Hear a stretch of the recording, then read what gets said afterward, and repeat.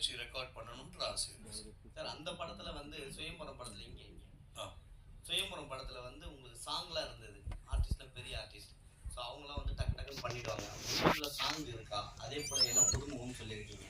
சீரியலுக்கு போனாவே ஒரு சீனை ஒரு நாள் எடுத்துட்டு இருப்பாங்க. ஸோ நீங்க எப்படி பண்ண போறீங்க?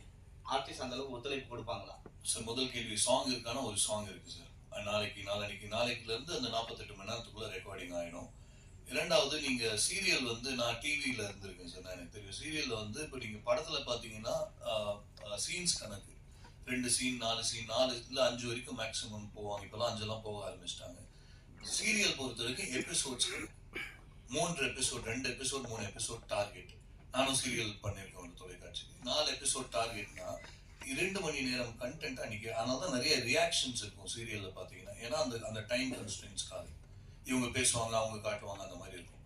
சீரியல்லையும் அதையும் கம்பேர் பண்ண முடியும். நான் பண்றது திரைப்படம் தான். இவங்க எல்லாம் சீரியல்ல இருந்து எடுத்திருக்கேன் நான். இப்போ இவங்க ஆக்ட்ரஸ்லாம் பாத்தீங்கன்னா சீரியல் ஆக்ட்ரஸ் நடிகர்கள் ஓரளவுக்கு. ஏன் சீரியல் வந்து அவங்கள தேர்ந்தெடுத்தேன்னா ப்ராம்ப்டிங்க்கு பழகினவங்க. சீரியல்ல மோஸ்டா பாத்தீங்கன்னா டயலாக்லாம் வந்து ப்ராம்ப்டிங்ல வந்துட்டே இருக்கும், கேட்டு கேட்டு பேசுவாங்க. நான் ஒரு ப்ராம்ப்டிங் தான், ட்ரெடிஷ்னல் ப்ராம்ப்டிங் இல்லாம நான் ஒரு மெத்தட் சொல்லி கொடுத்துருக்கேன் அவங்களுக்கு. இப்படிதான் பண்ண போறோம் அப்படின்ட்டு ஒரு ஐடியா கொடுத்துருக்கேன். ப்ராம்ப்டிங் நீங்க பண்ணும்போது ஓவர்லேப் ஆயிடும்.